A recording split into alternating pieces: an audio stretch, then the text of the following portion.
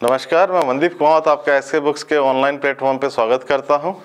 तो यहाँ पे हमने जो पहले पार्ट में डिस्कस किया था वो था जो अग्निवीर वायु साइंस सब्जेक्ट का सॉल्व पेपर 2020 का पार्ट 1। उसी पेपर का हम सेकंड पार्ट यहाँ पे डिस्कस करने वाले हैं। पार्ट 2 है, सेकंड पार्ट है।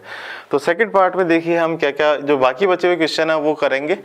तो यहाँ पे स्टार्ट करते हैं हम सेकंड पार्ट, बट उससे पहले हम बता दें कि ये हमने जो पेपर है उसका कंप्लीट सॉल्यूशन इस बुक में दे रखा है और इसमें पेपर सॉल्यूशन दोनों हैं, तो आप इन बुक को रेफ़र कर सकते हैं और ये बुक्स जो हैं ये आप थ्योरी के लिए रेफ़र कर सकते हैं। देखिए क्वेश्चन पे आते हैं हम। The length of a simple pendulum is L and it's time period is t1। तो देखिए यहाँ पे क्या होता है कि जैसे मान लीजिए एक सिंपल पेंडुलम है और सिंपल पेंडुलम का क्या है यहाँ से यहाँ तक का कि इसकी लेंथ एल है, ये इधर जाता है, इधर जाता है, इधर जाता है, वापस इधर आता है। तो इसका जो टाइम पीरियड है वो है t1 that is equal to 2 pi और यहाँ पे आ गया under root of L divided by g. ये t1 is equal to 2 pi under root of L by g आ गया। अब क्या है कि इसकी लेंथ जो है वो कर देते हैं हम हाफ, एल से कर देते हैं एल बाई 2। तो टाइम पीरियड जो है ये हो जाता है t2। तो ये t2 हो जाता है, तो what is the relation between t1 and t2। तो जो t2 है that is equal to 2 pi और यहाँ पे आ गया under root of L. L कितना है देखिए, लेंथ जो नई हो गई वो हो गई एल बाई 2।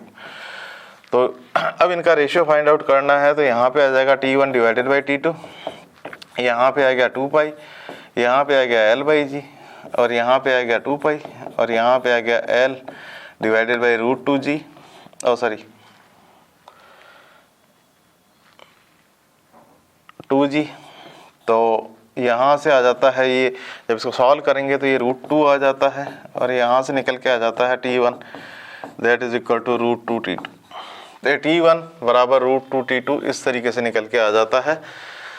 तो ये बी जो है यहाँ पे करेक्ट आंसर है। आगे चलते हैं, आगे देखते हैं। अब देखिए ये बड़ा ही क्लासिकल क्वेश्चन है, बहुत अच्छा क्वेश्चन है। क्या कहता है ये, which among the following figure the combination of charges is in stable equilibrium. देखिए ये बड़ी इंपॉर्टेंट चीज कही है यहाँ पे, स्टेबल इक्विलिब्रियम में कौन सा है। इक्विलिब्रियम का पहले एक तो मैं मतलब समझाता हूँ आपको। इक्विलिब्रियम का मतलब क्या है कि एक बॉडी को जैसे है, मान लीजिए ये एक माउंटेन है और यहाँ पे जो है एक बॉल रखी है और ये इसका लोअर पार्ट है, मान लीजिए यहाँ पे एक बॉल रखी है। देखिए इक्विलिब्रियम में तो दोनों है, ये भी स्टेशनरी है, ये भी स्टेशनरी है, बट इक्विलिब्रियम का पोजीशन, स्टेबल इक्विलिब्रियम का मतलब क्या है, इक्विलिब्रियम में तो दोनों हैं, लेकिन स्टेबल और अनस्टेबल इक्विलिब्रियम क्या है कि मैं अगर इसको हल्का सा डिस्प्लेस कर देता हूँ तो देखिए ये बॉडी वापस इस पोजीशन पे नहीं आएगी और ये इधर की तरफ चली जाएगी। और इसको अगर मैं हल्का सा डिस्प्लेस कर देता हूँ तो ये वापस इस पोजीशन पे आ जाएगी, इस पोजीशन पे वापस आना चाहिए, पुरानी पोजीशन पे वापस आना चाहिए। दोनों इक्विलिब्रियम में थी, तो इसको तो बोला जाएगा अनस्टेबल, ये अनस्टेबल इक्विलिब्रियम है। इसको जो बोला जाएगा ये बोला जाएगा स्टेबल, ये स्टेबल इक्विलिब्रियम। तो इस तरीके से अनस्टेबल और स्टेबल इक्विलिब्रियम जो है ये हमको देखने को मिलता है इस तरीके से। अब इस क्वेश्चन पे आ जाते हैं। क्वेश्चन में हमको डाइपोल दिया हुआ है इस पोजीशन में और इनकी पोजीशन जो है चेंज कर दी गई है। सेम इलेक्ट्रिक फील्ड है, इलेक्ट्रिक फील्ड जो है वो इस डायरेक्शन में है। तो अब हमसे पूछा है कि स्टेबल इक्विलिब्रियम में कौन सा जो कॉन्फ़िगरेशन है वो कौन सा स्टेबल इक्विलिब्रियम है। तो देखिए अगर मैं इसमें फर्स्ट वाले पार्ट में इसको हल्का सा इस तरीके से डिस्प्लेस कर देता हूँ तो QE फोर्स इस पे इधर लगेगा, प्लस चार्ज पे इलेक्ट्रिक फील्ड की डायरेक्शन में फोर्स लगता है और जो नेगेटिव चार्ज है उस पर इधर की तरफ फोर्स लगता है। तो देखिए बॉडी क्या करेगी कि वापस उसी पोजीशन में आना चाहेगी, ये वापस रोटेट करेगा और ये इस पोजीशन में आ जाएगा, ये इस पोजीशन में आ गया यहाँ पे वापस। या मान लीजिए हल्का सा मैं नीचे डिस्प्लेस करता तो भी बात यही पड़ती, तो भी बात इसी तरीके से आती, वापस ये जो है इस पोजीशन में आ जाता। तो ये वैसे तो हम डायरेक्टली कह सकते हैं कि ये जो है करेक्ट आंसर, ये स्टेबल इक्विलिब्रियम है। बट मैं इनका एग्जांपल और देखता हूँ। इनके एग्जांपल में क्या है, जैसे मान लीजिए ये माइनस को आपने हल्का सा डिस्प्लेस किया और ये प्लस को हल्का सा इस तरफ डिस्प्लेस किया तो देखिए QE फोर्स जो लगेगा इस पे इधर की तरफ लगेगा और इस पे जो QE फोर्स लगेगा वो इधर की तरफ लगेगा। ये क्या करेगा, ये सिस्टम को ट्राई करेगा कि इस पोजीशन पे नहीं लाए वापस, ये वापस इस पोजीशन पे नहीं आएगा, ये घुमाने की कोशिश करेगा, ये इस पोजीशन में लाने की इस पोजीशन में लाने की ट्राई करेगा। तो इक्विलिब्रियम में तो था ये, क्योंकि इस पे जो है माइनस QE तो इधर लग रहा था और इस पे जो लग रहा था वो QE इधर लग रहा था, दोनों इक्वल एंड अपोजिट थे, बराबर था फोर्स। तो ये अनस्टेबल इक्विलिब्रियम है, that is the wrong answer. इसी तरीके से ये तो इक्विलिब्रियम जो है वो आपको देखी जाएगा कि इस पे अगर QE फोर्स इधर लगेगा और इस पे माइनस QE फोर्स इधर लगेगा तो ऑब्वियस सी बात है इक्विलिब्रियम में ये है ही नहीं, मतलब इक्विलिब्रियम में ये कंडीशन नहीं है। इसी तरीके से इसमें भी यही बात है, ये QE इधर लगेगा और ये QE इधर लगेगा और it is also not in equilibrium, तो ये भी इक्विलिब्रियम में नहीं है। तो ये हमने क्वेश्चन किया यहाँ पे, अच्छा क्वेश्चन था। तो इसका जो करेक्ट आंसर है वो ए है, ये जो है स्टेबल इक्विलिब्रियम जो है वो ये है, ए पार्ट। अच्छा, इसी तरीके से हम देखते हैं, ये सिंपल क्वेश्चन है। In the following series combination of capacitor what is the equivalent capacitance between A and B. तो देखिए इक्विवेलेंट कैपेसिटेंस क्या होता है, ये होता है 1/C इक्विवेलेंट और यहाँ पे होता है 1/C1 प्लस 1/C2।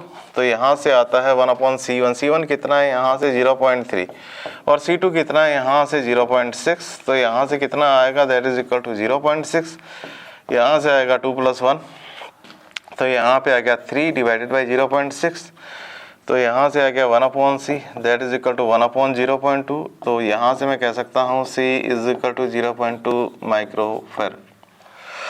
तो यहाँ से जो कॉम्बिनेशन निकल के आता है, जो आंसर निकल के आता है वो निकल के आता है 0.2 माइक्रोफैराड। अच्छा, आप देखिए, आप एक और इसके वैसे तो मैं एक आपको ऑप्शन बताता हूँ कि आप चेक कैसे कर सकते हैं। देखिए, अब कभी भी इस तरीके का रिलेशन जब आता है, मान लीजिए रेजिस्टेंस में ये रिलेशन आता है जब रेजिस्टेंसेस पैरेलल में होते हैं, तो यहाँ पे आप इस तरीके से चेक कर सकते हैं आंसर को कि जो इक्विवेलेंट कैपेसिटेंस है वो जो मिनिमम कैपेसिटेंस है उससे भी कम आएगा। जो मिनिमम कैपेसिटेंस, जो कैपेसिटर का कॉम्बिनेशन है सीरीज में, एक कैपेसिटर में, तो कैपेसिटर में सीरीज में जो मिनिमम कैपेसिटेंस है आंसर उससे भी कम आएगा, तो 0.3 से कम ही आएगा आंसर। और हमने निकाल के देखा तो ये 0.2 माइक्रोफैराड आया। तो यहाँ से हम कह सकते हैं कि ये आंसर हमारा करेक्ट है। ये ऑप्शन वैसे ही रूल आउट हो गए। आगे चलते हैं। अच्छा, अब यहाँ पे देखते हैं, water heater coil produces 15,000 joule of heat in 30 seconds if its resistance is 5 ohm, find the value of current passing through it। देखिए, एक हीटर कॉइल है और जो हीट जो ये दे रही है 15,000 जूल। ये 15,000 जूल हीट देती है 30 सेकंड में। तो यहाँ से आ जाता है I²R और यहाँ पे आ जाता है T। I²R जो है हीट प्रोड्यूस पर सेकंड है और T जो है that is the total time, ये टोटल टाइम है। तो यहाँ से मैं कह देता हूँ दैट इज इक्वल टू 150 और I कितना है ये निकालना है और R जो है दैट इज 5 और टाइम जो है दैट इज 30 सेकंड। तो यहाँ से आ जाता है 150 और मल्टीप्लाइड बाय में I²। तो इसको सॉल्व करेंगे तो ये आ जाता है 100, यहाँ पे आ जाता है I², तो ये I बराबर आ जाता है 10 एम्पियर। तो इस तरीके से ये जो 10 एम्पियर है ये करेक्ट आंसर निकलता है। सी इज़ द करेक्ट ऑप्शन, ये करेक्ट ऑप्शन है। यहाँ पे I जो करंट निकलेगा वो 10 एम्पियर निकलेगा।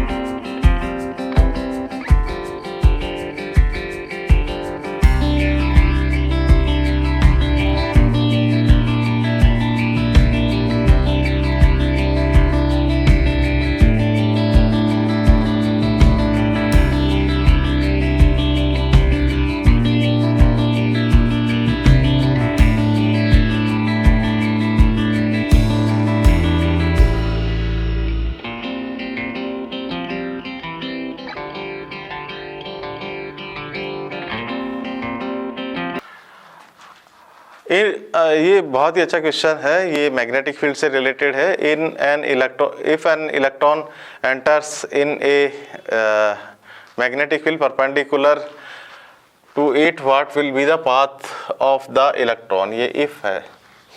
What will the path of the electron, तो देखिए किस तरीके का पाथ होगा। तो मैं आपको पहले बताना चाहूँगा ये क्या है, किस तरीके का वो है। तो देखिए यहाँ पे मैग्नेटिक फील्ड मान लीजिए मैं कहता हूँ इनवर्ड है, ये इनवर्ड मैग्नेटिक फील्ड है, और ये इनवर्ड मैग्नेटिक फील्ड है, और यहाँ पे क्या है कि एक इलेक्ट्रॉन एंटर करता है। इलेक्ट्रॉन जो है ये इस तरीके से एंटर करता है v वेलोसिटी से, तो परपेंडिकुलर है ना। ये v जो है इस डायरेक्शन में है और b इस डायरेक्शन में, b is inward, magnetic field जो है वो इनवर्ड है, और ये जो v है that is in this direction. तो अब आप देखिए क्या होता है। अब यहाँ पे मैं आपको इक्वेशन बताना चाहूँगा किस तरीके से फोर्स लगता है। ये फोर्स लगता है Q और ये लगता है V क्रॉस B, ये V क्रॉस B। आपको V को क्रॉस करना पड़ेगा B के साथ।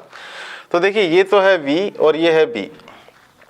तो मैं आपको वेक्टर, मेरा आप चैप्टर देखिए उसमें क्रॉस प्रोडक्ट, मैंने अब यूट्यूब पे एक वीडियो दिया हुआ है वेक्टर्स एंड स्केलर्स का, वो बड़ा मैं कहता हूँ बहुत ही इंपॉर्टेंट टॉपिक है, और उसी से ये क्वेश्चन भी उसी तरीके से सॉल्व होगा। इस क्वेश्चन में कुछ भी नहीं है, आपको क्रॉस प्रोडक्ट करना आना चाहिए, क्रॉस बी किधर होगा। तो देखिए v इधर की तरफ है, velocity is in this direction, v इधर की तरफ है, b इधर की तरफ है, मैग्नेटिक फील्ड अंदर की तरफ है, तो जो फोर्स है वो ऊपर की तरफ। बट ये होता पॉजिटिव चार्ज के लिए, पॉजिटिव चार्ज के लिए फोर्स जो है ये ऊपर की तरफ लगता है।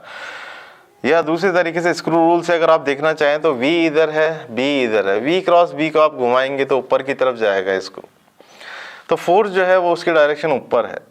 बट पॉजिटिव चार्ज के लिए, तो नेगेटिव चार्ज के लिए किधर हो गई, इस डायरेक्शन में। तो मैं यहाँ ये पूरा डायग्राम नहीं बना रहा हूँ, मैं आपको थोड़ा समझा रहा हूँ कि जैसे मान लीजिए ये वेलोसिटी इधर की तरफ थी और ये फोर्स इधर लग गया, परपेंडिकुलर फोर्स लग गया, क्योंकि वी बी जो है इसके परपेंडिकुलर फोर्स लगेगा, क्योंकि क्रॉस प्रोडक्ट में जो आता है वो कुछ इस तरीके से आता है, क्यू वी बी साइन 90 आ जाएगा, और ये आ जाएगा एन कैप। तो जो एन कैप है वो एन कैप जो होगा वो होगा v क्रॉस b की डायरेक्शन में, तो इस डायरेक्शन में फोर्स होगा, तो v क्रॉस b जो है वो ऊपर की तरफ है। तो मैं साइन अगर लूँगा तो ये नेगेटिव आएगा, क्योंकि नेगेटिव साइन है, इलेक्ट्रॉन है, तो इस तरीके से फोर्स लग गया। अब देखिए ये फोर्स क्या करेगा, ये फोर्स बिल्कुल उसी तरीके से काम करेगा जैसे एक हम पत्थर से मास को बांध के इस तरीके से घुमाते हैं। अभी पत्थर क्या होता है, पत्थर घूमता है, बट ये जो फोर्स लगता है उसमें जो टेंशन फोर्स लग रहा होता है ये ऊपर की तरफ लग रहा होता है, या मतलब इधर जाता है तो इधर की तरफ फोर्स लग रहा होता है, इधर की तरफ जाता है तो इधर की तरफ फोर्स लग रहा होता है। तो मेरे कहने का क्या मतलब है कि ये इस तरीके से फोर्स लगेगा तो ये जो बॉडी है इस तरफ चली जाएगी, और सॉरी इलेक्ट्रॉन इस तरफ चले जाएगा, इसकी वेलोसिटी इस तरफ हो जाएगी। अब देखिए v क्रॉस b वापस निकालते हैं, तो ये हो गया v, ये हो गया b, ये हो गया फोर्स। अब ये इधर की तरफ है इस डायरेक्शन में, मैंने जैसे बताया ये पॉजिटिव के लिए है, नेगेटिव के लिए इस तरफ हो गया, तो ये फोर्स जो है इस तरफ आ जाएगा, इस तरीके से फोर्स। तो फिर ये इसको घुमा देगा, फिर ये वेलोसिटी जो है इस तरफ आ गई। वापस अगर आप कैलकुलेट करके देखेंगे तो इस तरीके से फोर्स आएगा। तो मेरा कहने का क्या मतलब है कि जो ये मैग्नेटिक फील्ड है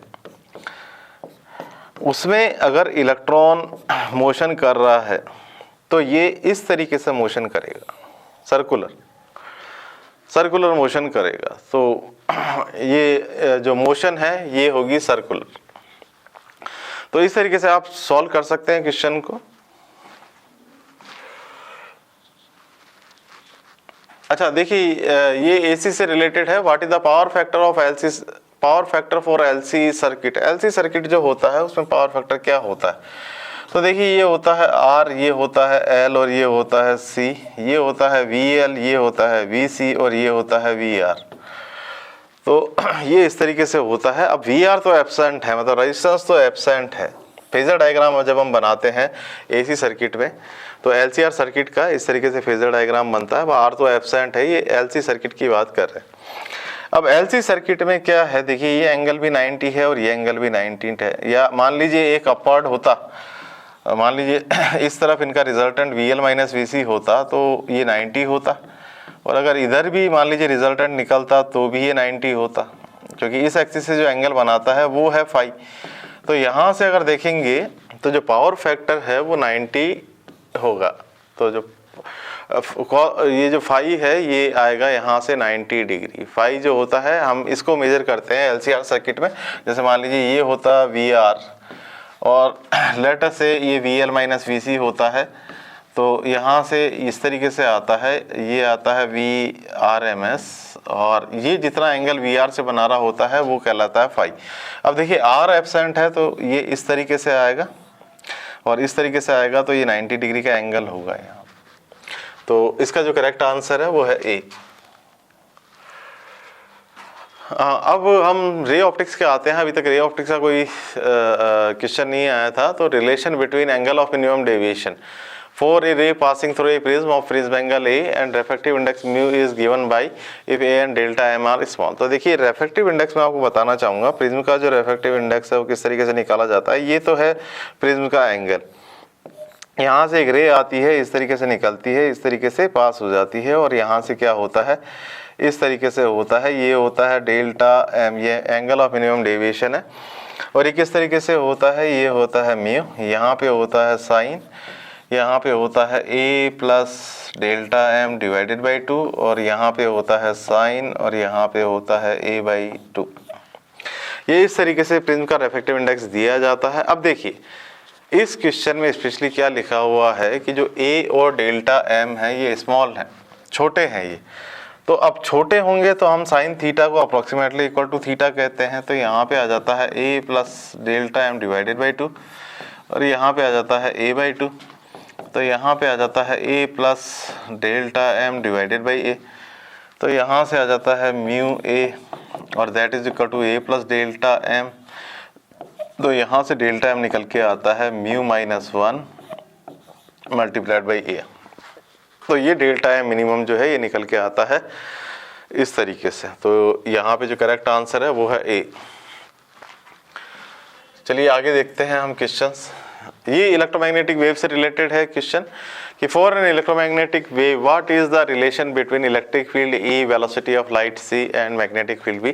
तो देखिए मैं एक सिंपल सा रिलेशन बताता हूँ आपको, ये आपको याद करना पड़ेगा। E is equal to BC, क्योंकि इसका लंबा चौड़ा डेरिवेशन है वो हम शॉर्ट पीरियड में नहीं कर सकते। तो E is equal to BC। तो यहाँ से C जो निकल के आता है वो निकल के आता है E डिवाइडेड बाई B। तो यहाँ से जो करेक्ट आंसर है ये है C is equal to E by B। और ये जो पार्ट है मैं डायमेंशनली भी आपको एक बार बता देता हूँ, क्योंकि हमारे पास थोड़ा बहुत टाइम और है। तो एक बार डायमेंशनली निकालना भी मैं आपको बता देता हूँ कि जैसे मान लीजिए आप कैसे निकालेंगे इस तरीके से। तो जैसे इलेक्ट्रिक फील्ड को आप देखिए, यहाँ पे क्या है, इलेक्ट्रिक फील्ड जो होता है ये होता है Q और मल्टीप्लाइड बाई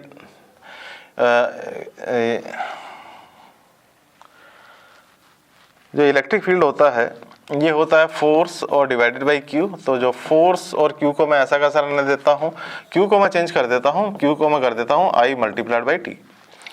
उसी तरीके से जो मैग्नेटिक फील्ड होता है ये होता है I।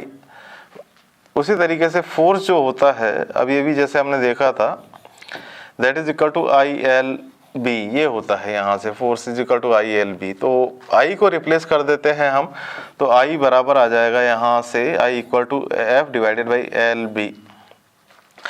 तो यहाँ से इस I की वैल्यू मैं पुट कर देता हूँ, ये आ गया F और I की जगह आ गया F डिवाइडेड बाई LB और ये आ गया यहाँ से टाइम T।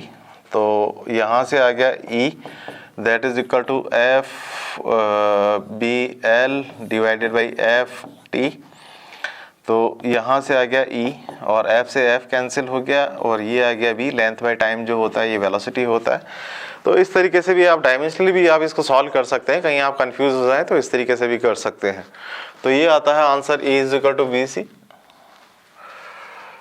अच्छा देखिए ये क्वेश्चन जो है ये कई बार क्वेश्चन पूछा जा चुका है एग्जाम्स में, बार बार रिपीट होता है ये क्वेश्चन कि at Curie temperature ferromagnetic substance changes to. अब देखिए क्यूरी टेम्परेचर क्या होता है और फेरोमैग्नेटिक सब्सटेंस क्या होता है। एक फेरोमैग्नेटिक सब्सटेंस क्या होता है कि जैसे मान लीजिए एक फेरोमैग्नेटिक सब्सटेंस है, तो जो एक्सटर्नल मैग्नेटिक फील्ड जो लगाया जाता है, जो एक्सटर्नल मैग्नेटिक फील्ड है उसको ये बहुत स्ट्रांगली अट्रैक्ट करता है। इस तरीके से। तो यहाँ क्या होता है फेरोमैग्नेटिक सब्सटेंस में कि अगर ये बी नॉट है और इसके जो अंदर का मैग्नेटिक फील्ड है वो बी है, तो जो बी होता है that is greater than B naught. ये जो बाहर का जो मैग्नेटिक फील्ड है उसके मुकाबले अंदर का मैग्नेटिक फील्ड बहुत ज़्यादा होता है। ये फेरोमैग्नेटिक सब्सटेंस की प्रॉपर्टी है। अब क्या होता है कि इसको जब हीट करते हैं, जब इसको टेम्परेचर देंगे, तो ऑब्वियस सी बात है टेम्परेचर जब किसी मैग्नेट को दिया जाता है तो अपनी मैग्नेटिक प्रॉपर्टी को लूज करता है। तो ये जो है पैरामैग्नेटिक पार्ट में कन्वर्ट हो जाता है, पैरामैग्नेटिक सब्सटेंस में कन्वर्ट हो जाता है एट क्यूरी टेम्परेचर पर। उस टेम्परेचर को बोला जाता है क्यूरी टेम्परेचर। देखिए एक क्वेश्चन हम लेते हैं, if current in an inductor coil changes from 5 ampere to 3 ampere in 1 second, then what is the EMF induced if L is equal to इतना, L equal to 10 milli henry. तो देखिए E जो होता है ये होता है L di/dt। तो यहाँ से जो E है ये ईएमएफ इंड्यूस निकालना है, और जो L है वो है 10 × 10⁻³ और यहाँ से di जो है ये है 2, मतलब चेंज इन करंट इज 2। और यहाँ पे जो 1 सेकंड की बात हुई थी तो यहाँ पे आ जाएगा 20 × 10⁻³ तो यहाँ से इस तरीके से ये कन्वर्ट हो जाता है 20 × 10⁻³ that is the EMF induced. तो सिंपल क्वेश्चन है, हार्ड नहीं है। इसी तरीके से अब देखिए ये सेमीकंडक्टर का क्वेश्चन आया है, what is the increasing order of forbidden gap for insulator, semiconductor and conductor. तो फॉरबिडन गैप देखिए पहले मैं बताता हूँ क्या होता है कि जो पार्ट होता है वो इस तरीके से होता है कि वैलेंस बैंड के इलेक्ट्रॉन जो एटम में होते हैं वो यहाँ होते हैं, ये वैलेंस बैंड होता है, और ये होता है कंडक्शन बैंड, ये कंडक्शन बैंड होता है, कंडक्शन बैंड। और यहाँ से क्या होता है कि कुछ इलेक्ट्रॉन्स इसमें होते हैं।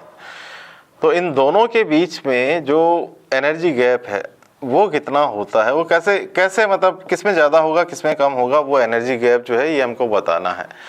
तो मैं तीनों का बता देता हूँ आपको, तीनों जो केस दिए हुए हैं सेमीकंडक्टर, कंडक्टर और इंसुलेटर, इसमें क्या होता है। देखिए कंडक्टर में तो क्या होता है कि जो एनर्जी गैप होता है ये 0 होता है, ये जो Eg होता है ये 0 होता है, गैप ही नहीं होता है। ये वैलेंस बैंड होता है जो कंडक्शन बैंड के साथ ओवरलैप करता है। वैलेंस बैंड जो होता है ये कंडक्शन बैंड के साथ ओवरलैप करता है, कंडक्शन बैंड ओवरलैप कर जाता है, गैप 0 होता है। जो कंडक्टर का केस है ये कंडक्टर। इंसुलेटर में क्या होता है कि ये जो गैप है ये बहुत बड़ा होता है, ये वैलेंस बैंड है और ये कंडक्शन बैंड है, और इन दोनों के बीच में जो गैप होता है ये बहुत ही ज़्यादा होता है। अच्छा ये है इंसुलेटर का केस, ये इंसुलेटर का केस हो गया। और यहाँ से अगर हम बात करेंगे सेमीकंडक्टर की, तो वो इन दोनों के बीच में होता है, यहाँ पे कंडक्शन बैंड होता है, यहाँ पे वैलेंस बैंड होता है, और दोनों के बीच में जो गैप होता है ये होता है यहाँ से Eg। तो अब इसमें पूछा है कि क्या सही है। तो देखिए यहाँ पे हमको जो दिख रहा है वो क्या है कि इंसुलेटर जो है उसका जो एनर्जी गैप है वो सबसे ज़्यादा है, जो सेमीकंडक्टर का उसके थोड़ा कम है, और कंडक्शन बैंड में तो गैप होता ही नहीं है। तो यहाँ से जो बी है ये करेक्ट आंसर इस तरीके से निकल के आता है। आगे देखते हैं हम क्वेश्चन। हाँ, ये वेव ऑप्टिक्स का क्वेश्चन आया है। देखिए क्या है ये क्वेश्चन, ये कहता है कि 2 coherent monochromatic light sources has intensity ratio of 25:16। जैसे मान लीजिए मैं कहता हूँ जो इंटेंसिटी का रेशियो है I1/I2 ये है 25/16। तो जो मैक्सिमम है, मैक्सिमम और मिनिमम इंटेंसिटी का रेशियो फाइंड आउट करना है हमको, ये है Imax/I मेन। तो ये किसके बराबर होगा। तो यहाँ से देखिए आंसर आता है ये, मैं इसकी इक्वेशन लिख देता हूँ, √I1 + √I2 इसका whole square divided by √I1 minus of √I2। तो जो पहले मैंने कहा अंडर ले लेता हूँ, तो यहाँ पे आ जाता है I1 डिवाइडेड बाई I2, और यहाँ पे आ जाता है 5/4। तो यहाँ पे आ जाता है √I1 that is equal to 5/4 of √I2। तो इसको इस इक्वेशन में हम प्लेस कर देते हैं, स्क्वायर है यहाँ पे, तो यहाँ पे हम प्लेस कर देते हैं इसको 5/4 और अंडर 5/4 और under root of I2 plus under root of I2 और divided by 5/4 under root of I2 minus of under root of I2 और इसका होल स्क्वायर, इसका होल स्क्वायर। तो यहाँ से जो आएगा ये आएगा 81:1 का रेशियो, 81:1 का रेशियो। तो ये जो आंसर है ये करेक्ट आंसर है यहाँ पे, ये सीधा सीधा हम क्वेश्चन सॉल्व कर सकते हैं। तो ये रेशियो आया है यहाँ से 81:1। ये जो क्वेश्चन है ये एटम का है। अब क्या कहता है question, what is the energy of singly ionised helium atom in first orbit. First orbit में जो सिंगली आयनाइज्ड हीलियम एटम, देखिए सिंगली आयनाइज्ड जो एटम है उसके लिए जो एनर्जी इक्वेशन होती है ये होता है energy is equal to minus of 13.6 multiplied by Z square divided by N square, और ये होता है इलेक्ट्रॉन वोल्ट में। तो हीलियम का मैं यहाँ पे बात करूँ तो हीलियम होता है 2He4 और सिंगली आयनाइज्ड है तो प्लस है, यानी कि एक इलेक्ट्रॉन निकल चुका है। तो जेड जो है इसका वो तो 2 ही है, और जो ऑर्बिट पूछी है वो है फर्स्ट यहाँ से। तो फर्स्ट ऑर्बिट में पूछा है, यहाँ पे क्या है, तो यहाँ से आ गया एनर्जी और यहाँ पे आ गया माइनस का 13.6 और जेड जो है वो इसका स्क्वायर करेंगे तो 4 आ जाएगा, नीचे 1 आ जाएगा। और जब यहाँ से हम सॉल्व करेंगे तो 4 6 24 4 और 1 5, तो माइनस का 54.4 इलेक्ट्रॉन वोल्ट निकल के आता है। तो ये जो है ये करेक्ट आंसर है। देखिए हमने इस पेपर को हमने कम्प्लीटली डिस्कस कर लिया है और इसी तरीके के पेपर्स हम आपसे हम और सॉल्व करेंगे। जो पेपर्स 2022 में आए हैं तो उनको इसी तरीके से डिस्कस करेंगे। बट मेरा एम्फेसिस ये रहेगा, अगर आपको कहीं पे जैसे मान लीजिए मैंने एक एग्जांपल था F is equal to QV cross B, तो वो क्रॉस प्रोडक्ट पे रिलेटेड था। तो अगर आप कहीं पे कंफ्यूज हो रहे हैं तो आप उन वीडियोस को जाके देखिए जो पहले अपलोड हो चुके हैं, तो उनमें आपको जो है और थ्योरी मिल जाएगी और उस तरीके का आप बेटर तरीके से सोच पाएंगे, बेटर तरीके से कर पाएंगे। तो यहाँ पे हम बुक्स जो है हमने बताई हुई है यहाँ पे, अग्निवीर वायु Indian air force science subject practice paper, ये पेपर का सॉल्यूशन और पेपर हमने इस बुक में दे रखा है और ये थ्योरीज के लिए बुक है और यहाँ पे आपको बुक्स में थ्योरीज मिल जाएगी। तो पेपर 2 जो है 2022 का ये हम आज कंप्लीट हुआ और इसको हम यहाँ पे ख़त्म करते हैं। हमारे इस वीडियो को ज़रूर देखिए, हमारी बुक्स ऑनलाइन भी अवेलेबल हैं और बुक शॉप पे भी अवेलेबल हैं।